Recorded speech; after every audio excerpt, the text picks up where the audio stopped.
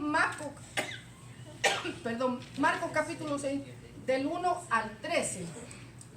Bendecimos a los hermanos, ¿verdad?, que están conectándose con nosotros en esta noche, como siempre digo, hoy, mañana, pasado, cuando sea. Aleluya. Qué bueno que está con nosotros, qué bueno que nos acompaña en esta noche. La lección que vamos a tener, los hermanos que siguen el expositor, es el estudio bíblico número 16. El título es el siguiente: ¿qué hacer cuando los incrédulos rechazan el mensaje del evangelio, hermano? ¿Qué vamos a hacer nosotros? De eso se trata la lección. Hemos venido hablando de la evangelización, ¿verdad? Equipando a los santos para el ministerio de la evangelización. Y cuando hablamos de evangelización hemos venido diciendo que no es solamente para un grupo selecto, es una responsabilidad de toda la iglesia, hermano. No solamente un grupo es el que está llamado a evangelizar, sino que Dios nos da la responsabilidad a la iglesia en general. Todos nosotros estamos llamados a compartir el evangelio con el que Dios nos ponga al frente. Yo siempre he dicho, hermano, ¿verdad? Tenemos que, para evangelizar, no tenemos una estrategia específica. Ahorita vamos a hablar de la estrategia que Jesús le dio a los discípulos y que yo creo que es la perfecta, hermano. La perfecta que nosotros debemos utilizar y la que debemos seguir, porque si la dio el Señor es porque funciona. Es esa, ¿verdad? Pero también nosotros pues tenemos que pues, tratar de elaborar un plan para que el ministerio de evangelización sea efectivo, hermano. Yo siempre digo, hay terrenos que son fructíferos y hay terrenos que son estériles. Y ahorita lo vamos a ver, ¿verdad? Que el Señor también le dijo a sus discípulos, donde no lo reciban, no hay problema, sacúdanse en el polvo de los pies y caminen para adelante. Y me ministró difícil, hermano, porque digo, para esa gente que rechazó el evangelio, Dios la bendiga, salud. Para esa gente que rechazó el evangelio, fíjense lo que dice: será más tolerable el castigo para los de Sodoma y Gomorra que para aquella ciudad. O sea, yo dije, wow, Señor, ¿verdad que sí? Que va a ser, no lo digo yo, lo dice la palabra del Señor. Entonces va a ser algo bien tremendo, porque rechazaron la gente no entiende a veces que rechazar el evangelio es pues nos pasó a nosotros porque todavía no habíamos conocido a Cristo. Es la única opción que tenemos para una vida eterna. Es la única opción, porque no hay por dónde más brincar, hermano. No hay otra entrada. Jesús dijo, yo soy la verdad, el camino, la verdad y la vida, y nadie viene al Padre si no es por mí. Así que no hay otra opción de salvación, de vida eterna y de vivir una vida en eternidad en la presencia de Dios, que no lo hay, no la hay. Dios no da otra alternativa solo a eso. Pues vamos a hablar de eso, porque aunque bendito sea el Señor por todos los que han recibido a Cristo y han abierto su corazón y han tenido un encuentro con el Señor y le siguen, y ahí estamos, hermano, en el camino. Pero hay un montón de gente que rechaza el evangelio, hermano, y no, unos por ignorancia, porque no saben, otros porque están renuentes y dices no, y no, y no, ¿verdad? No quieren. Habrán hombres que se perderán, todos se van a perder por su ignorancia. Vamos a hacer el hincapié en eso. Todos se van a perder por ignorancia porque desconocen, pero hay quien voluntariamente rechaza el evangelio de Jesucristo y no lo quiere recibir y punto. Entonces yo digo, bueno, Señor, oremos por ellos, ¿verdad? Por si acaso algún día ellos tornan su corazón y quieren abrirse. No obstante, nosotros vamos a seguir predicando el evangelio, porque la lección de hoy nos dice qué hacer cuando los incrédulos rechazan el mensaje del evangelio. Dice la verdad central: cuando algunos rechacen el evangelio, nuestro deber es orar por ellos y llevar la palabra a otros. Cuando nos rechacen, qué feo se siente, ¿verdad que sí? A nadie le gusta que le digan que no, a nadie le gusta que le cierren las puertas o lo manden a callar, ¿verdad que no, hermano? No, a nadie, qué feo se siente, ¿verdad? Que lo rechacen, que le digan, cuando uno va con buena voluntad, o que le digan, ¿sabe qué? Miren, una ocasión yo fui a orar, hace tiempo, en el hospital había más, bueno, allá en Miami, al principio que yo me convertí al Señor, hermano. había más facilidad de uno ir a los hospitales. Y bendito sea Dios que todavía aquí en Texas, hermano, en San Antonio, le permiten. Usted cuando, si no lo sabe, algún día yo espero en el Señor que no, pero si algún día tiene necesidad de estar en el hospital y se queda, usted puede decir, ¿sabe qué? Yo soy evangélica, yo tengo mi pastor, se llama fulano de tal, y ellos mismos lo llaman al pastor, venga que tenemos un miembro aquí en su iglesia. Pero al principio, allá en Miami había mucha oportunidad para ir, podíamos ir, todo cambió como en los años, digamos, 89, 90, yo creo que hasta más después, sí. Podíamos ir de cuarto en cuarto y predicar y hablar y qué sé yo qué.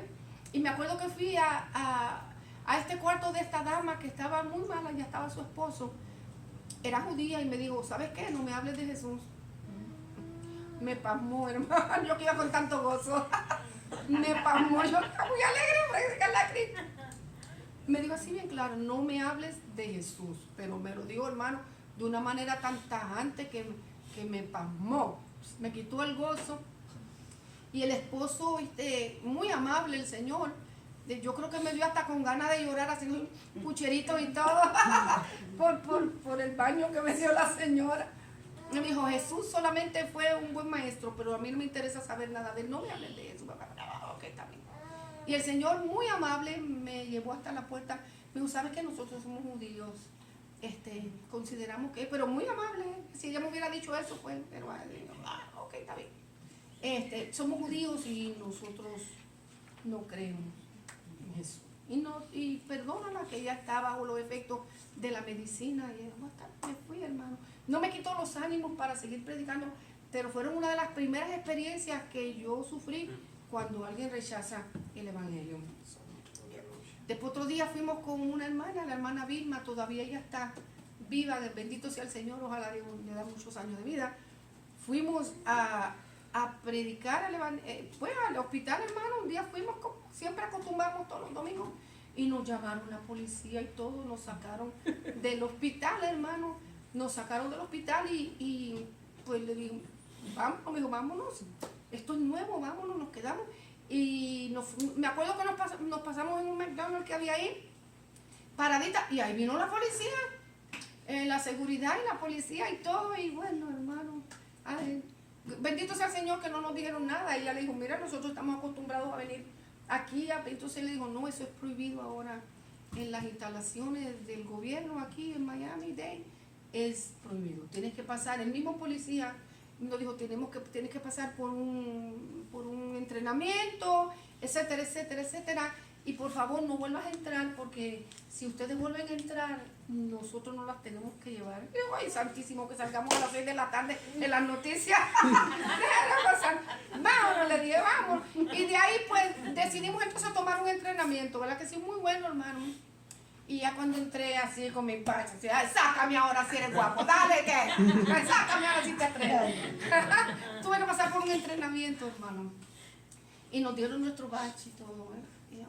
Entonces teníamos que pasar por la oficina, revisar los tratados. Si a ellos no les gustaba, bueno, está bien, tú tiras toda la basura, pero yo lo llevo en mi Biblia y yo voy a decir lo que yo quiero decir, no lo que a ti te la gana. Bueno, no hay problema ninguno. Me buscaba lío, hermano, pero iba. Controlado todo, no, tú no me vas a controlar a mí lo que dice la palabra, lo que dice la palabra es punto y se acabó. Eso es lo que yo voy a hablar y ya estuvo, se acabó. Entonces, a veces hay que obedecer las leyes, hermano, pero a veces también hay que decir, hay que obedecer a Dios primero antes que a los hombres, pero tenemos que respetar las leyes. Y después de ahí pues tuvimos sí podíamos ir al hospital y todo, tuvimos experiencias lindas, pero nunca dejaron de haber personas que nos rechazaron y nos dijeron que no. Está bueno, pues, si te mueres de aquí, pues eso es problema tuyo. Entonces, cuando algunos rechazan el evangelio, nuestro deber es orar por ellos perdón, y llevar la palabra a otro. Estos no nos quieren, pues vamos a movernos y vamos a orarle al Señor. Yo, como dije al principio, hay terrenos que son fértiles, hermano, y hay terrenos que son estériles. Entonces a veces nosotros empleamos esfuerzo, tiempo, dinero, recursos tratando de abonar un terreno que realmente no va a fructificar. No va a fructificar. Entonces yo digo que en vez de salir a la calle y vamos a decir, llevo 50 tratados, Señor, y los voy a repartir toditos, y cuando venimos a ver, volvemos a la calle y todos están tirados en el piso. Debemos usar las estrategias que el Señor nos da. Señor, llévame a donde está la necesidad hoy. Sean 5 tratados nada más que yo, o 5 personas que yo alcancé, pero esos fueron los que estuvieron en tu plan hoy, y yo sé que van a fructificar, y yo sé que van a dar fruto. ¿Para qué? Para entonces nosotros dedicar esfuerzo y tiempo y recursos a donde nosotros sabemos que va a haber fruto. Porque si no nos vamos a desanimar. O sea, cuando en la segunda parte de la lección, Jesús no se desanimó porque lo rechazaron. Y Jesús le dio unas estrategias a sus discípulos a la hora de evangelizar. Le planificó, le dijo, así van a trabajar, y donde lo rechacen, fácil, sacúdete el polvo de tu pie y sigue. No te vayas a quedar gritando en la ciudad. Y vaya. Cuando Dios llamó a Jonás, lo llamó a Nínive. ¿Cuántos días estuvo predicando Jonás? A voz en cuello. ¿Cuántos días? 3 días estuvo, ¿verdad que sí? Predicando a voz en cuello. No te pares, no te detengas, no vayas a casa de nadie. Tú háblale a la ciudad, y la cruzó de lado a lado, llevando el evangelio de Jesucristo. O sea, Dios tiene su estrategia para hacer las cosas. Si nosotros siguiéramos la voz del Espíritu Santo, nos iba a ir bien, y íbamos a ver, hermano. Y no es que no nos vaya bien, pero nos puede ir mejor. ¿Ya? Cuando vino a ver, la Biblia dice que hasta los animales los metieron en ayuno. Todo el mundo ayunó, allí no protestó nadie. Cuando el rey escuchó, se compungió de corazón y dijo, no, pero si va a ser Nínive destruida, no, vamos a orar. A lo mejor el Dios del cielo tiene misericordia de nosotros y vamos a mover el cielo. Todo el mundo proclamaron ayuno, hasta los animales que no tenían nada que ver con el asunto. Pero bueno, ahí estaba la vaca muerta del hambre, pero ahí estaba. Todo el mundo ayunando. ¿Y qué dice la Biblia? Dios miró el arrepentimiento, porque tampoco fue dejar de ayunar, de comer por comer, a ver si conquistó a Dios. Hubo compunción del espíritu, hubo arrepentimiento, hubo llanto, hubo tristeza. Van a destruir a Nínive. Hay gente buena y hay gente mala, pero todo el mundo entró y Dios retuvo el castigo. Si bien es cierto que años después Nínive fue destruida, porque fue otra clase de gente que se levantó, que no escuchó a Dios. Entonces pues ya Dios hizo lo que tenía que hacer. Pero Dios da estrategias, hermano. ¿Okay? La enseñanza de la lección. En la tarea de la evangelización debemos estar preparados espiritual, mental y psicológicamente para saber qué hacer cuando nos rechacen. Fíjense lo que dice. Debemos estar preparados espiritualmente, mentalmente y psicológicamente para saber qué hacer cuando alguien nos rechace. Quiere decir que está en juego nuestra espiritualidad, nuestra mentalidad y nuestro psiquis, ¿verdad? Nuestros pensamientos, nuestras emociones, nuestros sentimientos, nuestros pensamientos.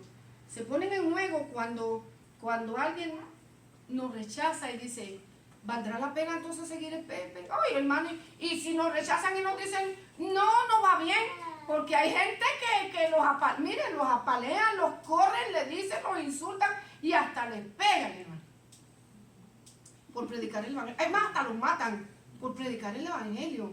Entonces tenemos que ir espiritualmente, mentalmente y psicológicamente bien preparados y saber qué yo voy a hacer si la gente me dice que no. De hecho, teniendo en la mente esto, no me están rechazando a mí, están rechazando al Señor. A mí no, lo están rechazando a Él, al que es el justo juez para darle a cada quien lo que realmente se merece. A mí no, yo solamente soy un mensajero, y pues tal vez los mensajeros tengan que sufrir las consecuencias, pero el castigo no lo voy a dar yo, el castigo lo va a dar Él. Las consecuencias las van a sufrir porque Él es el juez justo que me envió a mí a hacer un trabajo. Dice, la evangelización debe empezar en casa, con nuestra familia. Cuando Jesús empezó su ministerio, hizo de Capernaum, se fue de Nazaret, hizo de Capernaum su lugar de operaciones, hizo residencia en Capernaum, vivió ahí, tal vez porque la ubicación para moverse de un lado y a otro, acuérdense que allí no había tren, no había barcos, no había, bueno, barcos sí había, pero tren no había aviones, se movían a pies, o se movían en camello, o si había un caballo, pues se movían en caballo. Pero casi siempre el recorrido se hacía, a pie. Pues el lugar estratégico de Capernaum le facilitaba al Señor ir y venir, pero Jesús, su niñez la pasó en Nazaret. Él no era de Nazaret, él no nació. ¿Dónde nació Jesús? En Belén de Judea, pero sus padres se mudaron a Nazaret y ahí Jesús creció. Por eso le decían el Nazareno, porque se crió ahí, pero cuando comenzó su ministerio, salió de Nazaret y se movió hasta Capernaum, donde él fijó residencia. Ahora, cuando ya comenzó oficialmente el ministerio de la predicación de Jesús, lo primero que hizo dentro de su agenda fue ir a Nazaret, al lugar donde él se había criado. ¿Para qué? Para visitar a la sinagoga. Si usted va un momentito, vaya conmigo a Lucas 4, para que tengamos una idea, una visión de cuál fue el problema y por qué la gente lo rechazó. Lucas capítulo 4. Mientras usted busca Lucas capítulo 4, leemos lo que dice Marcos capítulo 6:1. Ponga la mano ahí. 4. ¿Lo tiene? Ok. Dice Marcos 6.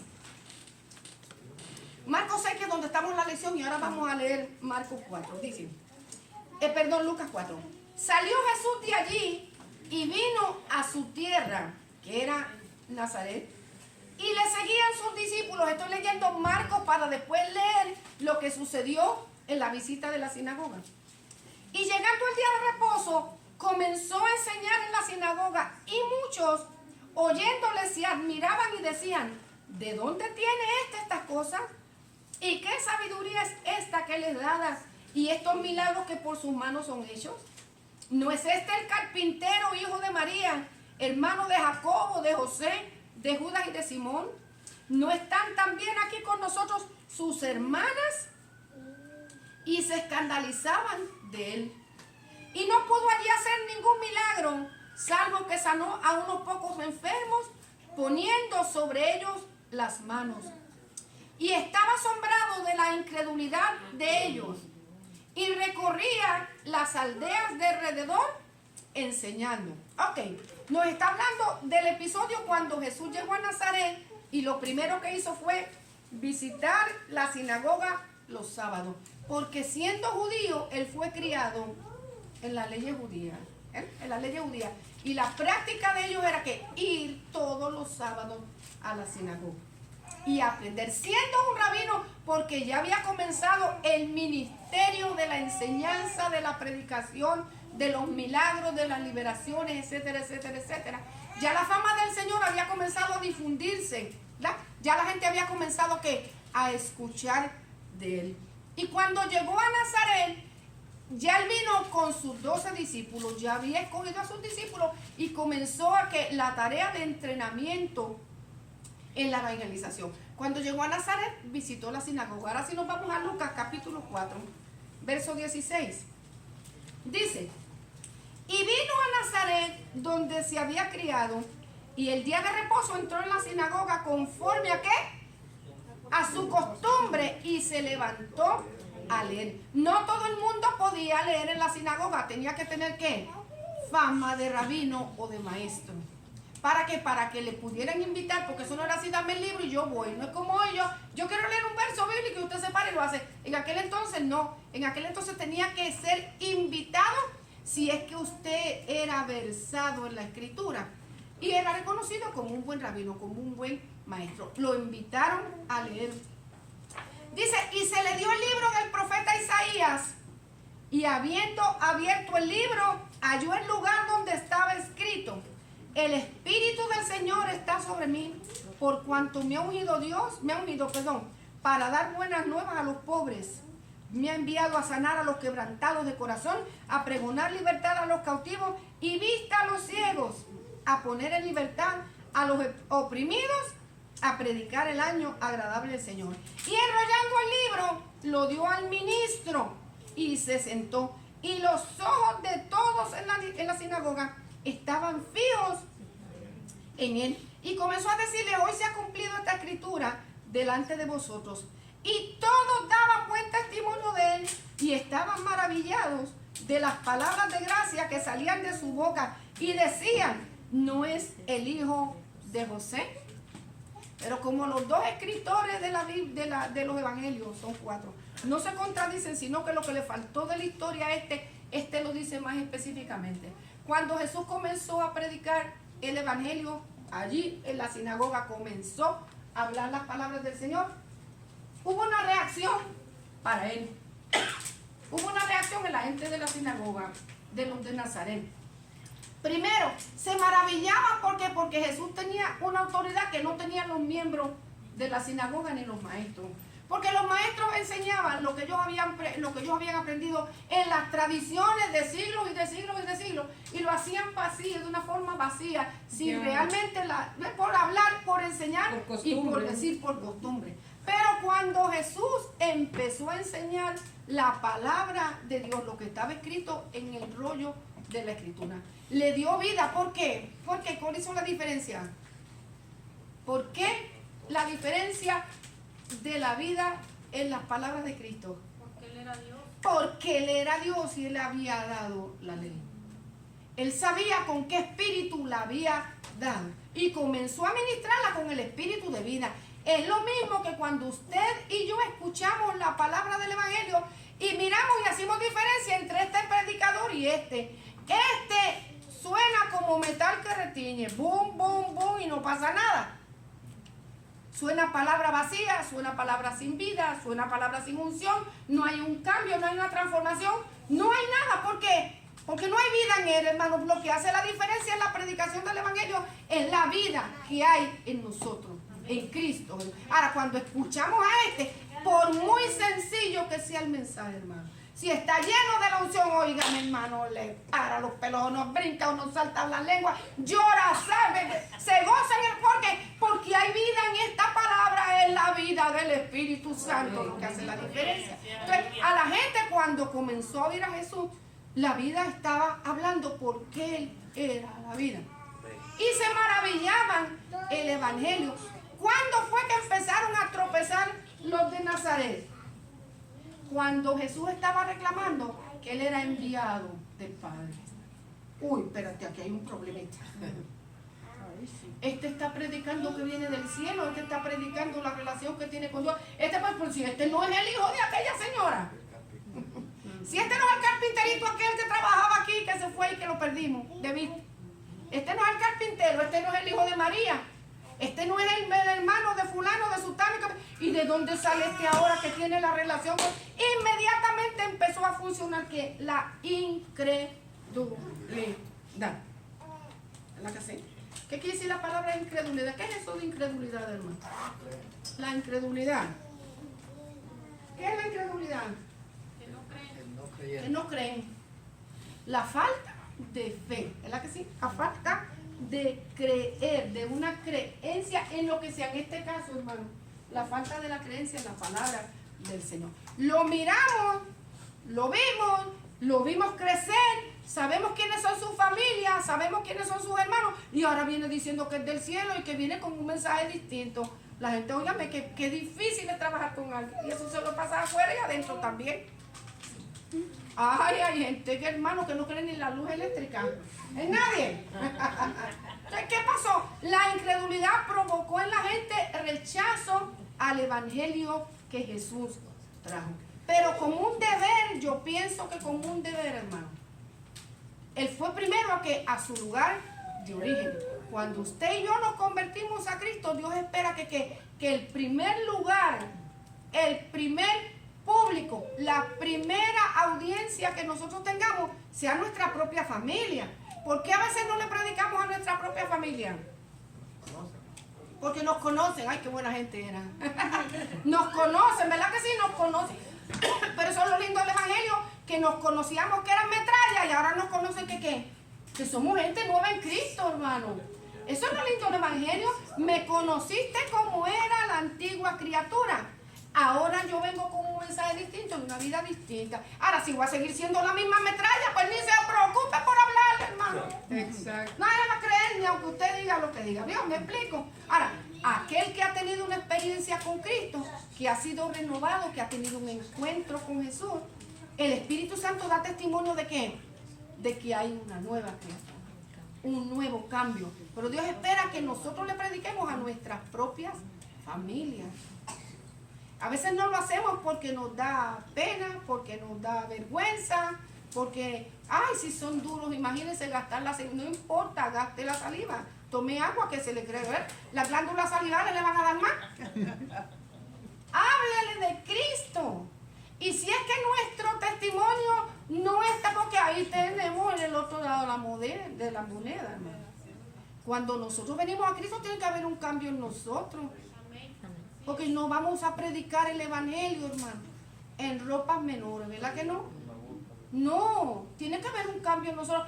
¿Con qué cara yo le voy a predicar el Evangelio de Jesús a otro si yo estoy peor que él? Es más, estoy doble castigo porque tú estás yendo a la iglesia, entonces me llevo a los hermanos todos enredados en las patas.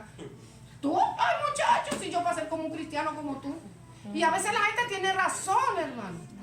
Tiene razón. Pero si hemos tenido un nuevo nacimiento y estamos en el proceso de cambio, Dios espera que la primera gente que nosotros evangelicemos sean los nuestros. Algunos nos recibirán, otros nos van a rechazar, pero mientras nosotros estemos dando el testimonio de la nueva criatura, eso no es problema de nosotros. A Jesucristo lo rechazó su propia gente. Y el Señor se fue debajo de una palmera ya de dátiles a llorar. No predico más el Evangelio. Lo que me pasó aquí en Nazaret, no vuelvo más. No, él siguió. Él salió de ahí. Yo di testimonio de donde yo tenía que comenzar. Mi propia gente, mi núcleo familiar, mis vecinos, mis compañeros. De ahí yo doy testimonio.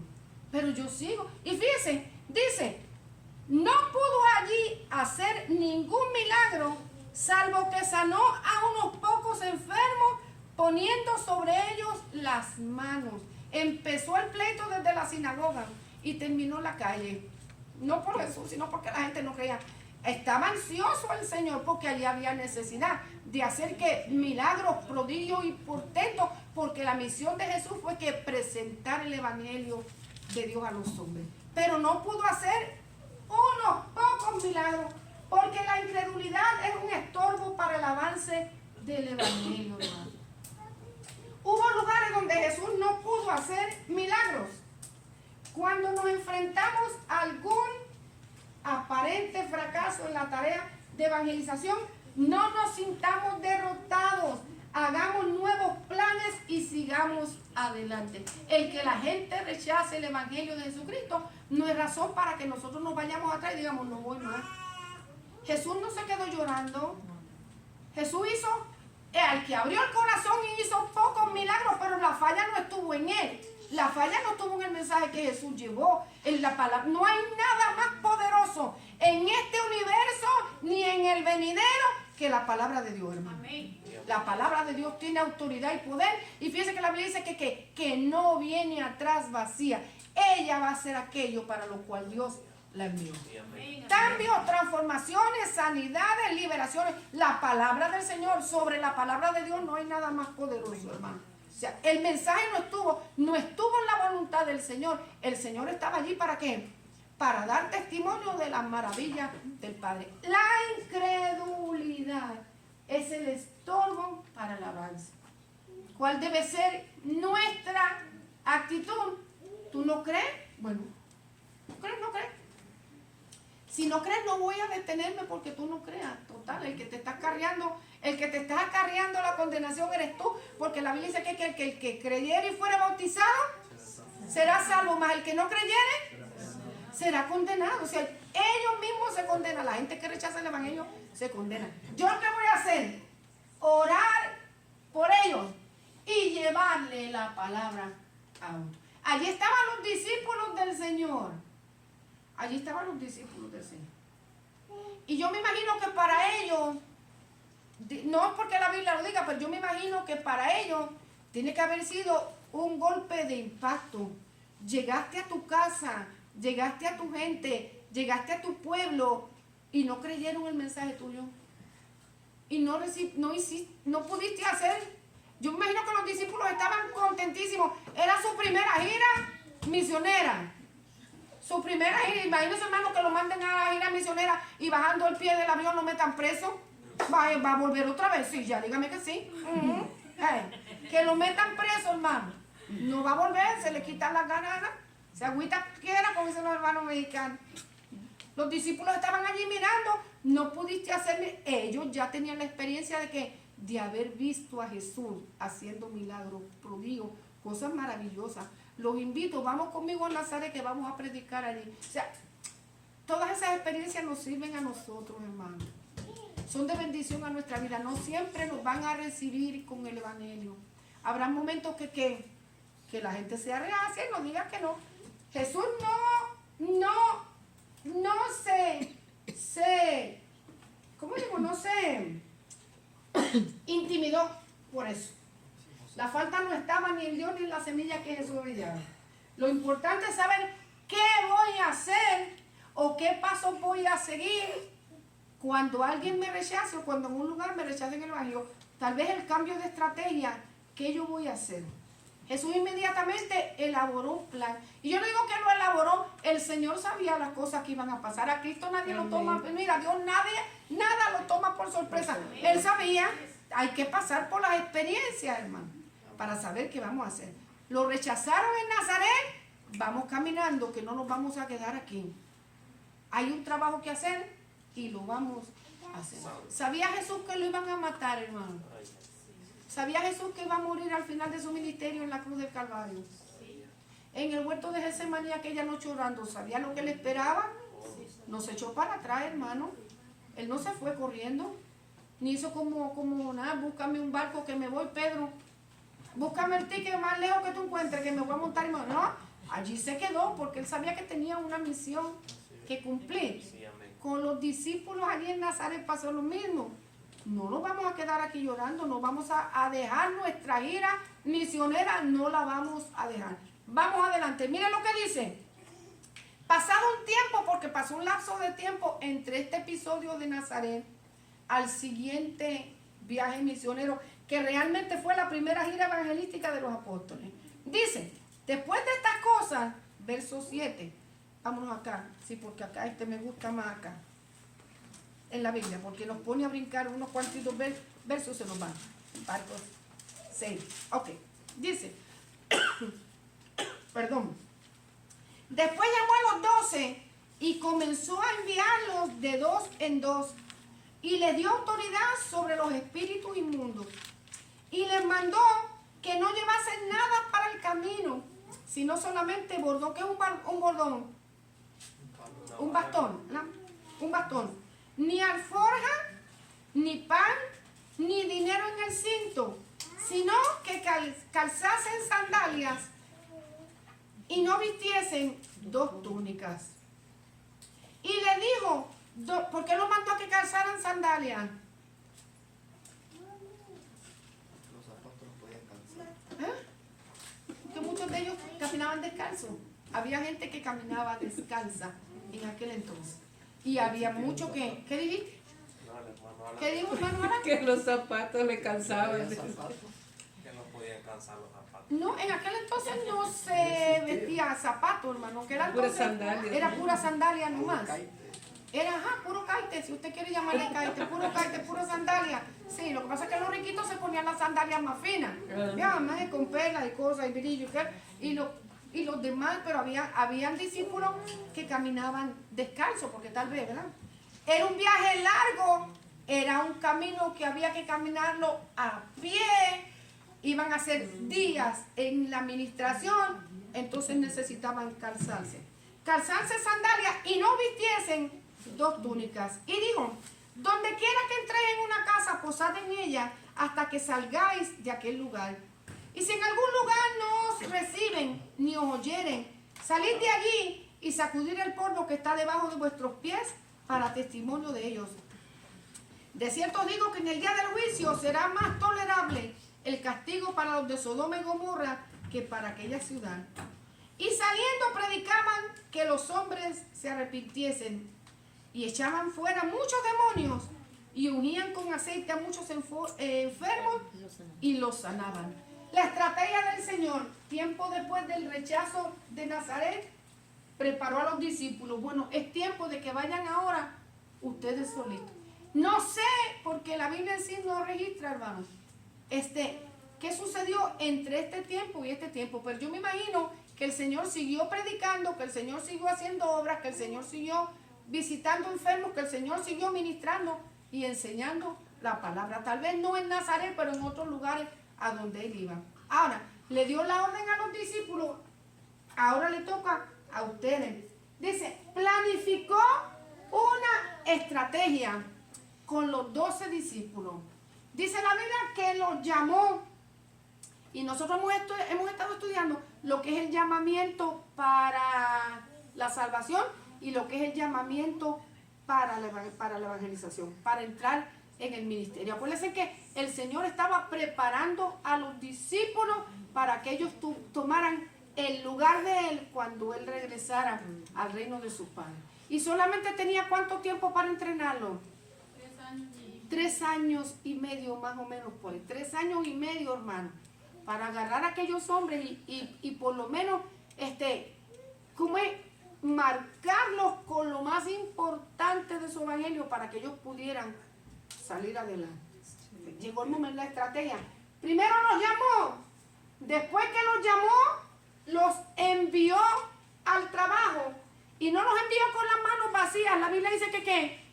Le dio autoridad para que salieran a anunciar el evangelio con demostraciones de poder para libertar a los oprimidos por el diablo. El trabajo que ellos iban a hacer iba a ser un trabajo fuerte.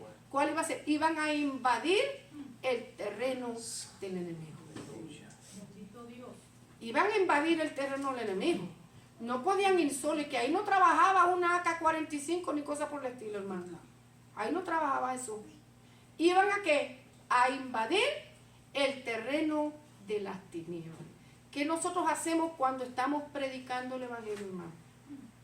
Lo mismo, invadiendo el terreno de las tinieblas. ¿A nosotros nos enviaron o no nos enviaron? A nosotros nos enviaron tal y como... A nosotros nos llamaron, a nosotros nos enviaron y a nosotros nos han dado autoridad para hacer el trabajo que nosotros tenemos que hacer. O sea, el Señor no nos mandó solitos y nos metió a la boca el lobo y nos dejó ahí. Él nos ha dado autoridad para hacer el trabajo, hermano. Porque nosotros no vamos en nombre nuestro, nosotros vamos en el nombre de Jesús de Nazaret a predicar el evangelio de Jesucristo que sana, que liberta, que da vida, que salva, que restaura, que perdona, que cambia. ¿En dónde trabaja el evangelio, hermano? El evangelio trabaja en toda la necesidad del ser humano, en todo el ser humano. Trabaja en el espíritu, que es lo que nos mantiene a nosotros en comunión con Dios. Y la Biblia dice que estábamos muertos en nuestros delitos y pecados.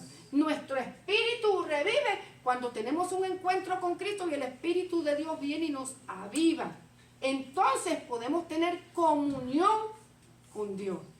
Trabaja en el alma, que es el asiento de las emociones, de los pensamientos del hombre, que está junto con el cuerpo, hermano. Nuestra mente está podrida antes de venir a Cristo. Así es. Nuestra mente está dañada, está podrida, es como una llaga podrida. Pensamos cada torpeza, hacemos, mire que, y no, pero si hermana Blanca, yo no era como usted, yo era un angelito. No importa qué bueno fue, no importa, estaba tan perdido como el diablo y yo también. Sí, porque ay, no, pero, ay hermana, cuando yo escucho, pues darle gracias a Dios que usted no caminó por donde yo caminé, pero íbamos rumbo al mismo pala, a la misma paila del infierno íbamos las dos. No, entonces, estábamos perdidos todos, hermano.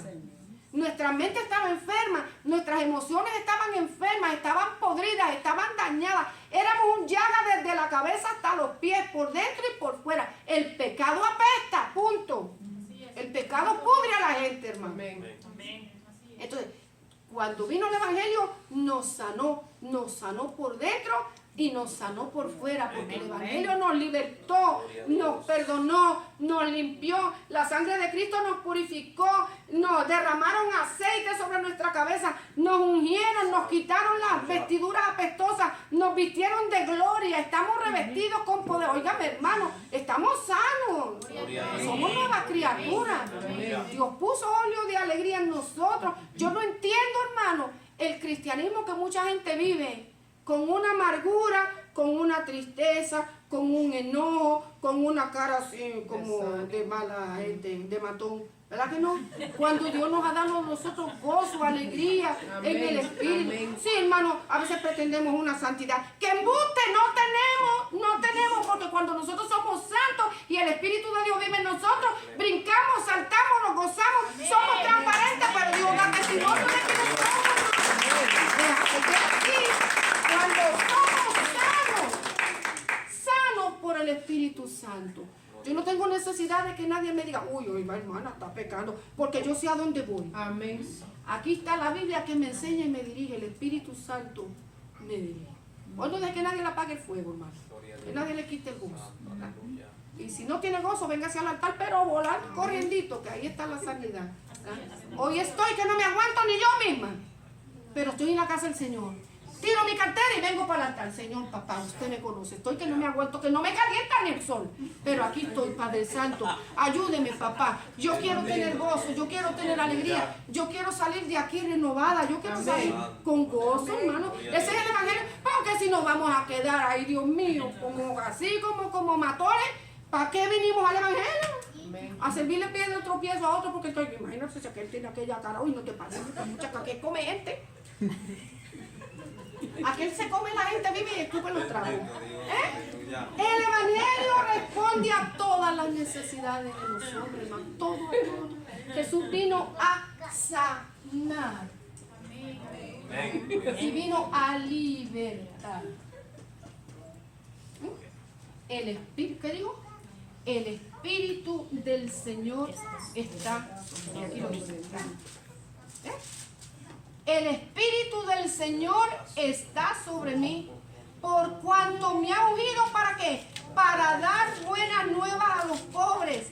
Me ha enviado a sanar a los quebrantados de corazón, a pregonar libertad a los cautivos, a darle vista a los ciegos, a poner en libertad a los oprimidos, a predicar el año agradable del Señor. Entonces, ¿nos sana o nos sana? Sí, nos sana. Nos liberta y nos da vida. Lo llamó, le dio autoridad para que anunciaran el Evangelio con demostraciones de poder.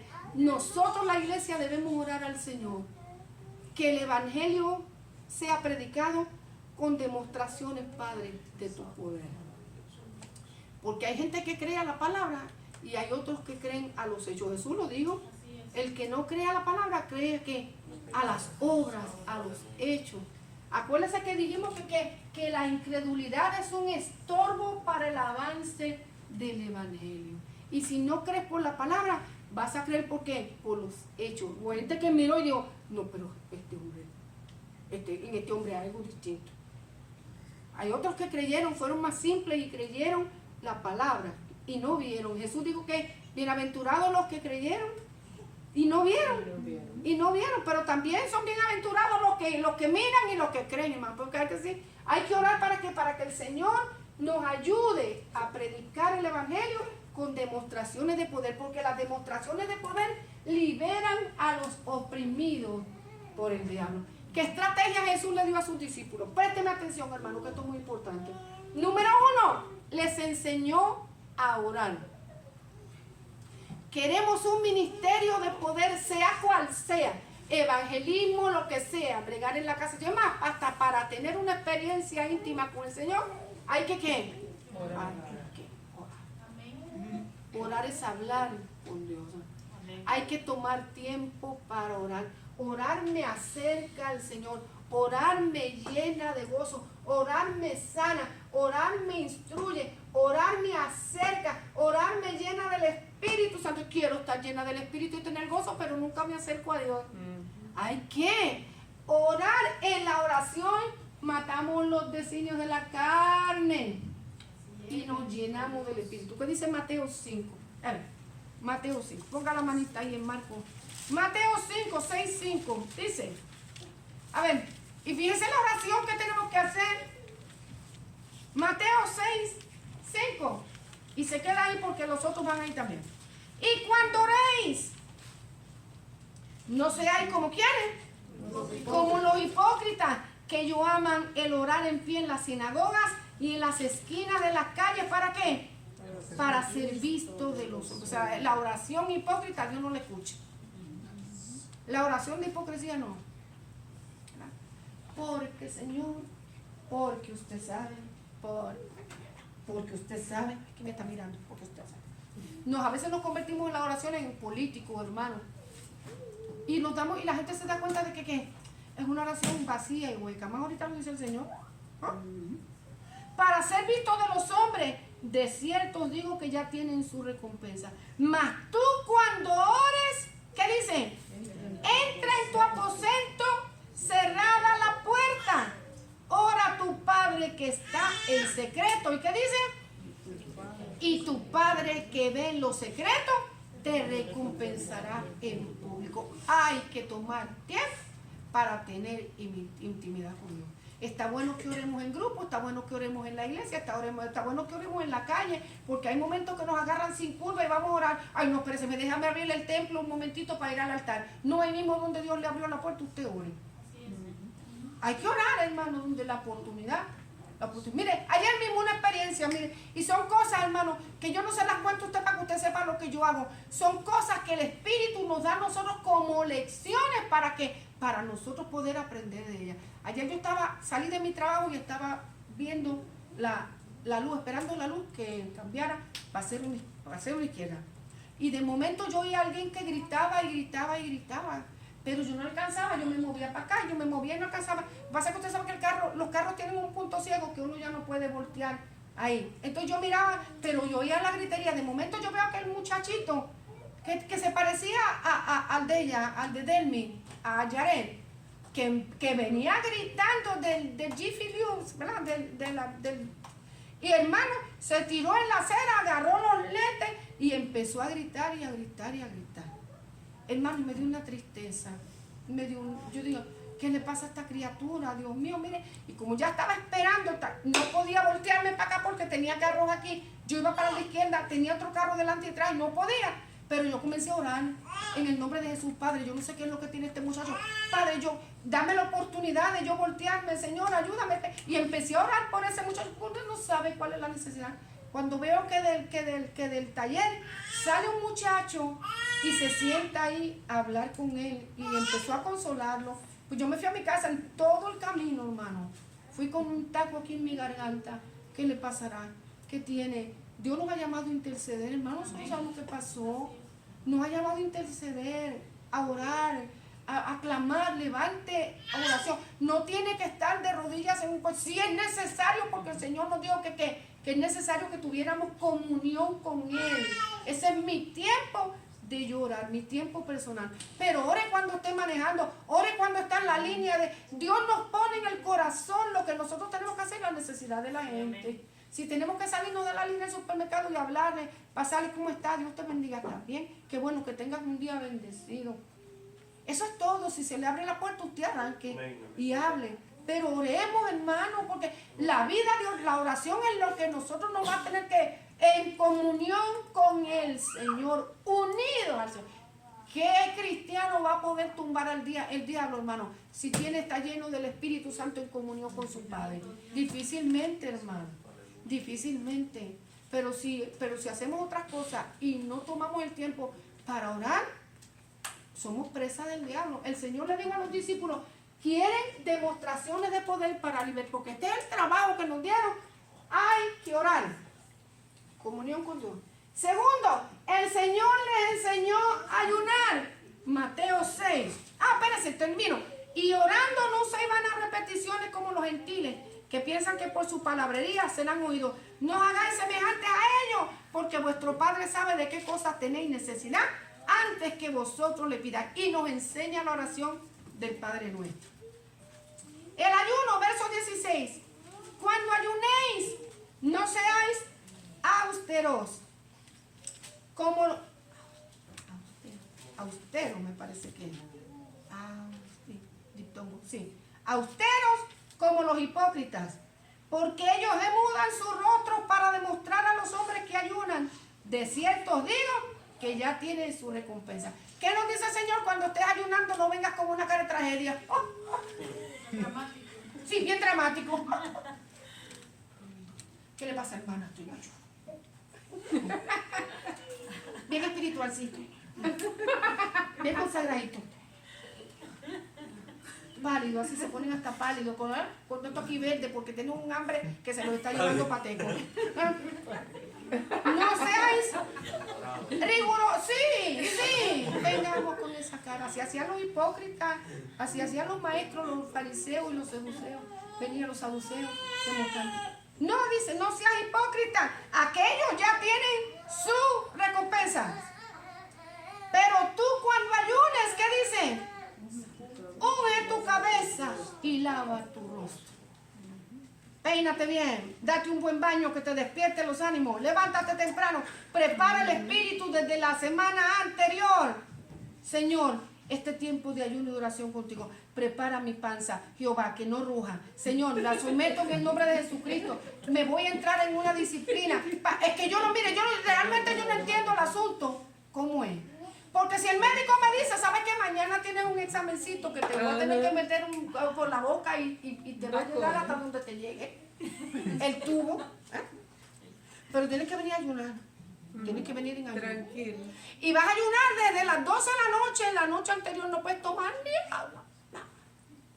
Y resulta que el examen te toca a la 1 de la tarde, a las 2 de la tarde, a las 3 de la tarde. ¿Ayuna o no ayuna? Ayuna porque ayuna. Ayuna y aguanta y ayuna y aguanta y ayuna y aguanta porque el examen es muy importante. Aunque de ahí salga como la camisa de aquella, verde, así de color esperanza. Con esa hambre que le dan a uno que le retuerce hasta el alma. Pero lo hacemos porque el doctor dijo. Ahora cuando Dios nos envía a nosotros empezamos. ¿Cómo me duele? Ah, María, oye, que el pastor es tremendo. Ya no puso ayuno y oración. Prepárate que viene el otro por ahí ya mismo. Oración. Y entonces empezamos a maldecir con nuestros hechos, con nuestras palabras, con nuestros pensamientos.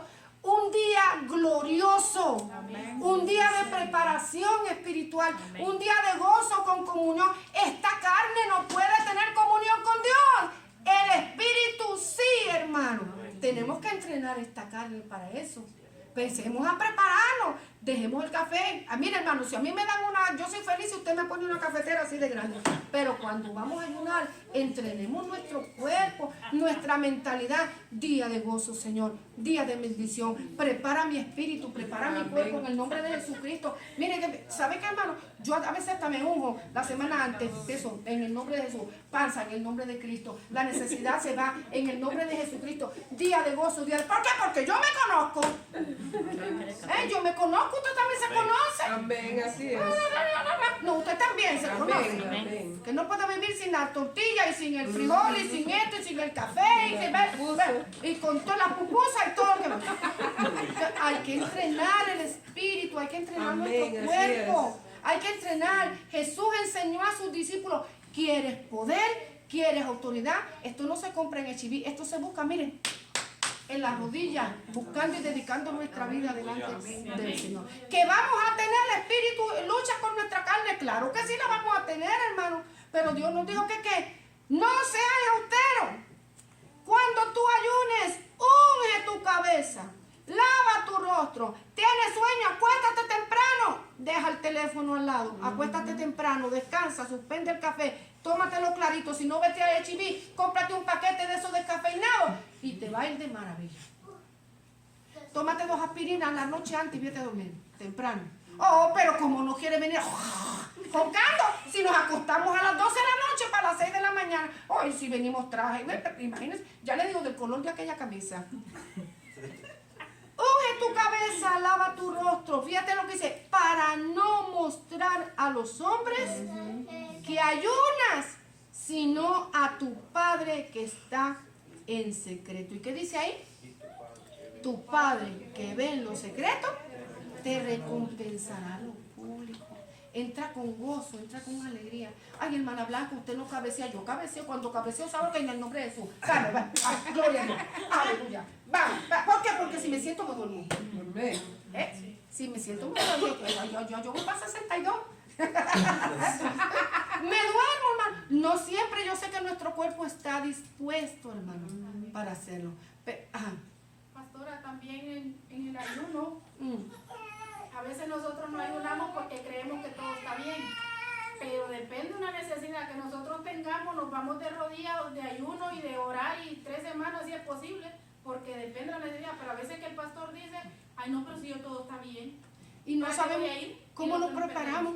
Para prepararnos para lo que viene. Para lo que pero viene. no pensamos así, no, yo estoy bien, pero no vamos a estar bien todo el tiempo. Vienen situaciones que hay que prepararse antes. Que hay que prepararse y hay que buscar y hay que presentar. O sea, que el ayuno no es solamente, hermano, porque haya una situación difícil. Hay cristianos que no ayunan. No, si el Señor lo hizo por mí. El Señor dijo que había que ayunar.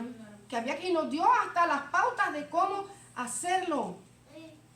No mostrar a los hombres que ayunan, sino a tu Padre que está en secreto. Es una preparación espiritual. Todo me va bien, pero yo no sé qué me va a surgir. Mire, el ayuno de principio de año, de comienzo de año. Yo bendigo al Señor por aquellos que vienen. Yo sé que hay quien trabaja y no puede, hermano. Pero si nosotros tenemos la oportunidad de hacer provisión para esa semana o esos 3 días o lo que sea, sacar el tiempo. Yo estoy preparando y haciendo provisión para mi año completo. No es que yo no voy a ayunar el resto de año. Yo estoy presentándole en ese tiempo de ayuno y oración al Señor ese año, porque yo no sé lo que ese año va a traer. Yo no sé lo que ese año va a deparar para mí, ni para usted tampoco. Entonces, ay, no me queda, el cuerpo se entrena, hermano, Amén. para buscar a Dios. Nuestro cuerpo se entrena. Como le digo, si empezamos a maldecir, ay, hermana, pero yo no digo nada de eso, pero ya dicen, ay, también no lo dice, pero lo piensa y es igual.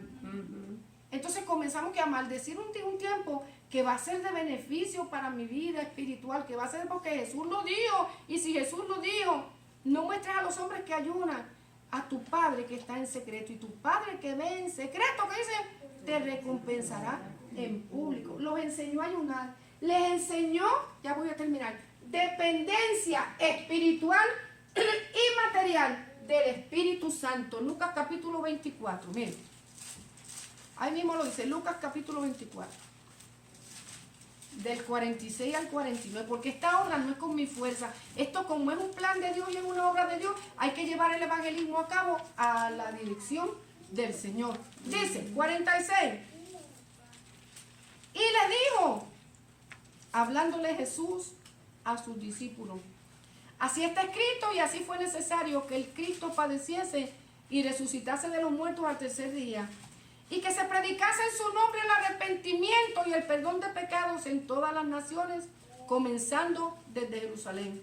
Y vosotros sois testigos de todas estas cosas. He aquí, yo enviaré la promesa de mi Padre sobre vosotros, pero quedáis vosotros en la ciudad de Jerusalén, ¿hasta qué?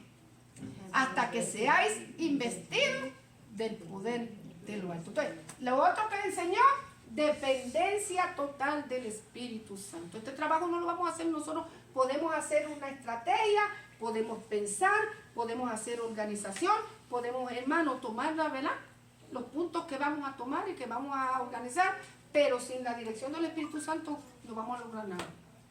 Tenemos que tener una dependencia total. Lo material no debe ser prioridad en la planificación del evangelismo, y tampoco debemos ser descuidados en nuestra economía. Le di unas pautas, aquí le di unas pautas, vea. En aquel tiempo, porque había hospitalidad. ¿Verdad? A ver, ¿dónde es que estoy? Me perdí. Capítulo 6, Marcos 6. ¿Ya?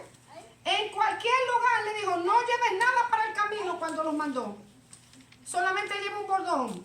Ni alforja, ni pan, ni dinero en el cinto, sino calza, sandalias y no se vistan dos túnicas, perdón. Y donde quiera que entréis en una casa, posad en ella hasta que salgáis de aquel lugar. Daba pauta, la hospitalidad. En aquel entonces era un gozo recibir un misionero o un predicador en el hogar. Era de bendición. Hoy en día, lamentablemente, hermano, con las situaciones como han cambiado y el enemigo con su estrategia, pues nosotros tenemos que ser precavidos, ¿verdad que sí? Tener cuidado. Pero eso no quiere decir que nosotros vamos a cerrar el corazón cuando el Señor a nosotros nos diga, porque Dios es el que conoce a sus siervos, hermano. Y es de bendición, yo estoy haciéndolo para la gloria y la honra del Señor. Tampoco en este tiempo vayamos a salir a mano pelada, como nosotros decimos. En aquel entonces la hospitalidad, los judíos eran así. Llega a una casa y quédate ahí, todo lo que te den, come y disfruta, ¿verdad? Hoy tenemos misioneros que llegan y le dicen, pues ¿sabe qué? Yo no como esto, yo no como aquello. ¿Y qué usted come? Bueno, pues yo como filet mignon, yo como, ¿verdad, hermano? Y yo no tomo, yo tomo agua de allá del río Jordán porque no puedo tomar agua cualquiera, ¿verdad? Yo como fruta del huerto del Edén, así que usted vaya allá al huerto del Edén y tráigamelas porque yo... Se le enfría el amor a cualquiera. Seamos precavidos, hermano. O sea, cuando llegue a un sitio, iba a decir algo, pero no lo digo. No, seamos precavidos, hermano. Cuando lleguemos a un sitio y recibamos, ¿verdad? Nos reciban a nosotros con amor y pongan delante de nosotros. Yo no sé, si no les gusta, yo no sé qué va a hacer. Ingénienselas, hermano. Ingénienselas. Pero tampoco vayamos de caprichosos con exigencias. Si no le gusta el agua fría, tosa mucho para que la gente diga, está enfermito, déjame calentarle agüita. Tosa mucho. Portémonos bien, seamos agradecidos, ¿verdad? Tengamos nuestras precauciones. No salgamos, hermanos, sí, porque hay gente que le gusta recostarse del otro. Oye, a nombre de que son, no. Tengamos la precaución. Les enseñó, termino con esto, cómo reaccionar ante aquellos que rechazan el mensaje de salvación. Yo llegué aquí, no me recibieron, no recibieron al que me envió, mi mensaje no es mío, es de Dios. No me quieren recibir, ¿qué dice el Señor? Si en algún lugar no os reciben ni os oyeren, salid de allí y sacudir el polvo que está debajo de vuestros pies para testimonio a ellos. De cierto os digo que en el día del juicio será más tolerable el castigo para los de Sodoma y Gomorra que para los de aquella ciudad. Entonces, no me rechazaron a mí, rechazaron al Señor Jesucristo. ¿Qué es lo que voy a hacer? Yo traté, Señor, pero nadie me quiso, nadie me quiere. Sacúdenme el polvo de mis pies en el nombre de Jesucristo y me muero. Ya estuvo. Allá ustedes, ¿verdad? Allá ustedes sean responsables de recibir el Evangelio, porque el Evangelio es para todos los hombres, pero llegará un día, hermano, en que los hombres que rechazan a Cristo van a tener que darle cuenta de eso. Amén, Dios les bendiga entonces, hermano. No nos dejemos intimidar, el enemigo va a hacer su obra, pero con nosotros está más poderoso Dios. Amén. Es más poderoso Dios. La semana que viene, preparación de los suelos para la siembra espiritual, y vamos a leer en Lucas capítulo 8, empecemos desde el 5 hasta el 15. La lección para la semana que viene. Dios les bendiga, Dios les guarde. Amén.